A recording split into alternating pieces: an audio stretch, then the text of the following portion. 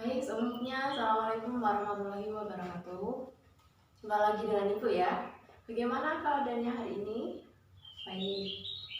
Ya, sebelum memulai kegiatan pada hari ini, alangkah lebih baiknya kita berdoa terlebih dahulu. Siapa ketua kelasnya? Ya, silakan dipimpin doanya.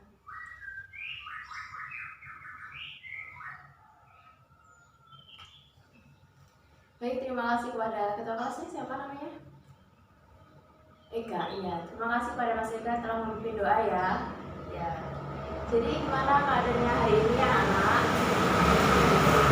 Baik. Ada yang tidak masuk? Alhamdulillah berarti masuk semua. Ya. Kalau masuk semua berarti di sini dalam keadaan sehat walafiat ya semuanya. Ya. Sebelumnya di sini kita akan meneruskan materi yang sudah kita bahas kemarin. Jika sebelumnya yang kemarin kita membahas tentang bimbingan klasikal bidang sosial, maka hari ini Ibu akan membahas tentang bimbingan klasikal bidang belajar. Ya, sebelumnya perkenalkan, nama saya Rizky Dwi Cornelia. Saya guru baru di sini. Saya di sini mengajar ini benar kelas 10 IPA 1 ya. Ya, di sini saya mengajar 10 IPA 1 mata pelajaran bimbingan dan konseling. Jadi waktu kita di sini nanti sekitar 40 sampai 45 menit. Ya. Terus untuk melanjutkan acara nanti ketika Ibu menyampaikan materi, silakan bagi yang ingin mencatat silakan dicatat, bagi untuk poin-poin yang penting silakan dicatat. Jadi silakan keluarkan alat tulis dari buku kalian. Yes. Di sini gimana kalau kita memulai kegiatan dengan ice breaking atau permainan? Mau? Ya. Kalau di sini Ibu akan melatih konsentrasi kalian untuk memulai kegiatan bimbingan klasikal pada hari ini, yaitu dengan cara mudah saja. Permainannya cukup mudah karena ini cuma tepuk, dan kalau tidak diperhatikan dengan baik maka tepuknya akan salah. Ya. Terus di sini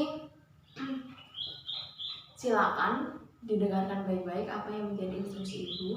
Jadi di sini nanti kita akan tepuk merah, kuning, hijau. Ada yang tahu gimana cara permainannya? Belum tahu. Baik. Jadi ini kalau tepuk merah silakan tepuk 1, kalau tepuk biru tepuknya 2 kali, kalau kuning 3 kali. Paham? Paham. Ya, silakan. Mari kita mulai.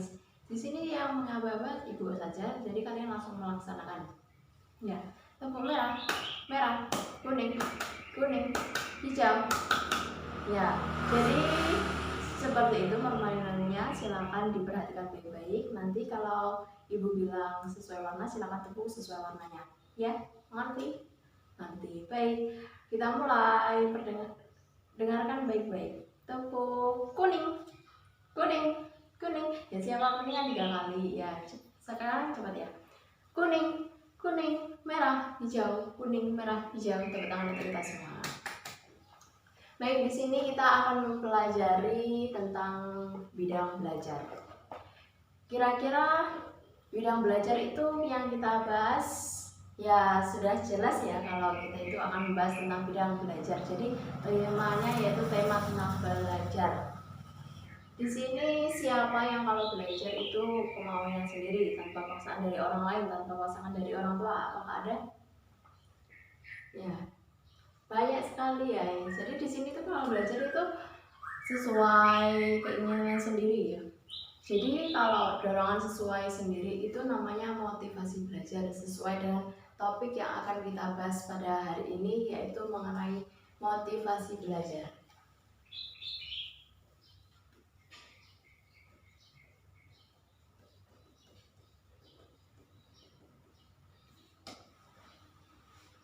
Baik, sebelumnya sudah setelah yang Ibu singgung tadi tentang motivasi belajar, menurut kalian apa sih yang dimaksud dengan motivasi belajar itu? Baik, silakan kalau di sini itu mau menjawab, angkat tangannya dan sebutkan namanya. Ayo. Ya, ketua kelas. Siapa tadi namanya? Mas Ega. Silakan, apa yang menurut Mas Ega apa itu motivasi belajar? Baik sekali, Mas Ega menjawab motivasi belajar adalah dorongan ingin belajar dari diri sendiri. Ya benar, apakah ada yang lain? Yang lain, iya silakan Mbak. Siapa namanya? Mbak Devi. Silakan, apa yang dimaksud dengan motivasi belajar menurut Mbak Devi? Motivasi belajar itu keinginan untuk belajar tanpa ada paksaan. Ya benar. Mungkin ada lagi? Tidak ada. Baik, dari jawaban teman-teman kalian itu sudah benar apa yang dimaksud dengan motivasi belajar. Jadi di sini Ibu ingin meluruskan motivasi belajar itu seperti apa pengertiannya. Jadi motivasi belajar adalah kondisi psikologis yang berupa dorongan yang dimiliki oleh individu. Individu di sini maksudnya siswa yang mempunyai keinginan untuk belajar tanpa paksaan dari orang lain, dengan cara belajar yang efektif dan efisien untuk mendapatkan nilai yang baik. Betul, jadi seperti itu pengertian dari motivasi belajar. Mungkin ada yang ditanyakan dari pengertian? Tidak ada. Ya, yang pertama pengertian sudah kita bahas.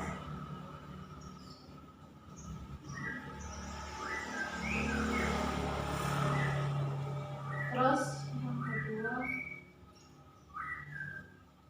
yang kedua adalah fungsi motivasi dalam belajar.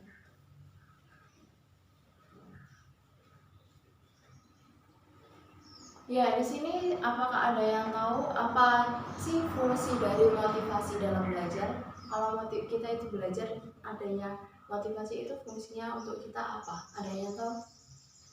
Ya, silakan. Siapa namanya? Dina. Ya, silakan Mbak Dina. Fungsi motivasi belajar menurut Mbak Dina itu apa? Oh, menurut Mbak Dina di sini maksudnya fungsi motivasi belajar itu untuk kalau kita belajar itu kalau tanpa paksaan orang lain akan lebih nyaman. Ya. Terus yang lain siapa? Mas, ya Mas siapa?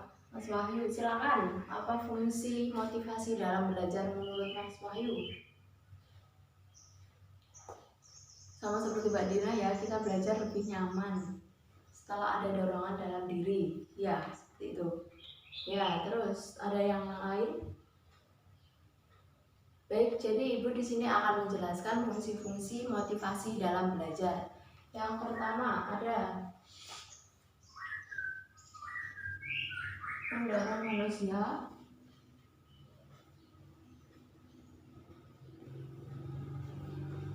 untuk berbuat sesuatu. Jadi di sini maksudnya mendorong manusia untuk berbuat sesuatu itu maksudnya seperti apa? Yaitu kalau kita memiliki motivasi yang baik, kita memiliki keinginan yang baik, justru kita akan melakukan sesuatu itu dengan senang hati, ya. Terus yang kedua ada menentukan arah perbuatan.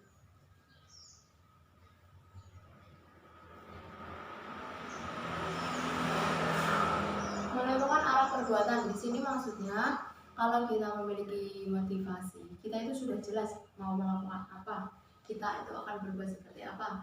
Ya, berarti di sini motivasi itu sangat perlu. Jadi sebelum kita melakukan sesuatu, kita harus memiliki pemikiran, kita harus memiliki motivasi pada diri untuk melakukan sesuatu. Jadi agar nanti kalau kita berbuat sesuatu itu sudah menentu, kita sudah tahu apa yang akan harus kita berbuat. Terus yang ketiga, menyeleksi perbuatan. Menyeleksi perbuatan di sini maksudnya seperti apa? Yaitu kalau kita sudah memiliki motivasi yang jelas, kita sudah memiliki tujuan yang jelas, kita pasti akan menyeleksi perbuatan itu. Perbuatan itu harus kita lakukan apa tidak, apa perbuatan itu harus dilakukan apa tidak, itu tergantung motivasi pada diri kita. Baik, dari ketiga fungsi motivasi dalam belajar di sini, apakah ada yang ingin ditanyakan? Tidak. Ya, selanjutnya yang ketiga yaitu ciri-ciri.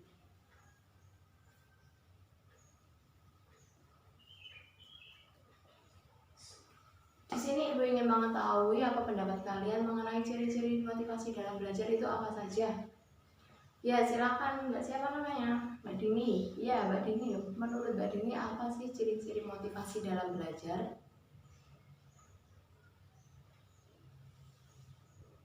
Ya, menurut Mbak Dini ciri-ciri motivasi yang belajar itu tekun dalam mengerjakan tugas. Betul sekali. Ya, ciri-ciri yang pertama yaitu tekun dalam menghadapi tugas. Maksudnya di sini ada yang ingin menjelaskan? Ya, kalau kita memiliki motivasi belajar yang baik, kita ada tugas, kita itu akan tekun. Jadi kalau ada siswa di sini, ada termasuk kalian, apabila ada yang memiliki tugas, terus dia itu tekun mengerjakannya. Berarti di sini itu dia memiliki motivasi belajar yang baik. Ya, terus ada yang lain, ciri-ciri dari motivasi dalam belajar yang dapat terlihat saja ciri-cirinya seperti apa. Ya, silakan Mas siapa? Mas Adit. Ya, silakan. Apa yang menjadi apa saja ciri-ciri motivasi dalam belajar? Kalau ada tugas kita semangat mengerjakan. Ya, betul sekali. Kalau jadi di sini itu ciri-ciri yang dapat terlihat itu kalau kita ada tugas, kita mengetahui kita dapat menyelesaikannya dengan baik. Ya, terus ada lagi Mbak, siapa namanya? Mbak Emma, silakan. Apa yang menjadi ciri-ciri motivasi dalam belajar?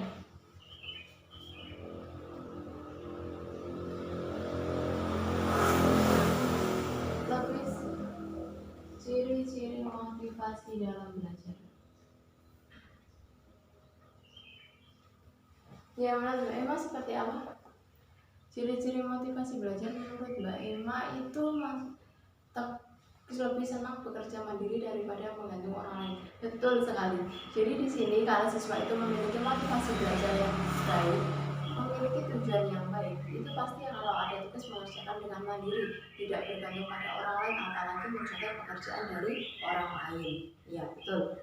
Jadi setelah apa yang disebutkan teman-teman kalian itu betul, dari ciri-ciri motivasi belajar itu yang sudah dijelaskan itu betul semua. Mulai dari yang pertama tadi, tekun mengerjakan tugas. Ya, betul. Itu merupakan ciri-ciri yang dapat terlihat. Yang kedua, apabila ada tugas memiliki minat mengerjakan yang tinggi. Terus yang terakhir menurut Mbak Emma tadi, kalau kita ada tugas, kita ingin mengerjakannya secara mandiri, tidak bergantung pada orang lain, apalagi mencontek pekerjaan orang lain. Ya, betul. Terus selanjutnya setelah ciri-ciri kita akan membahas bentuk-bentuk motivasi belajar. Jadi di sini bentuk-bentuk motivasi belajar itu menurut kalian ada berapa? Yang bisa silakan angkat tangan. Ya, menurut Mbak siapa namanya? Mbak Dini, silakan. Bentuk-bentuk. Ya, betul. Motivasi dari diri dan motivasi dari luar. Menurutnya motivasi dari diri itu maksudnya seperti apa? Motivasi dari dalam diri sendiri. Motivasi yang betul menurut Mbak Dini di sini yang menurut istilahnya itu lebih baik, lebih familiar disebut dengan motivasi intrinsik dan ekstrinsik.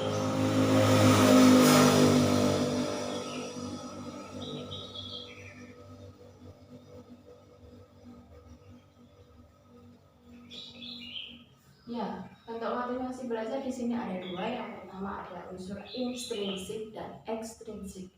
Intrinsik di sini menurut Mbak Dini motivasi dari dalam. Motivasi dari dalam itu maksudnya kalau kita memiliki motivasi yang tinggi dalam belajar itu kita berasal dari diri sendiri. Motivasinya itu dari diri sendiri.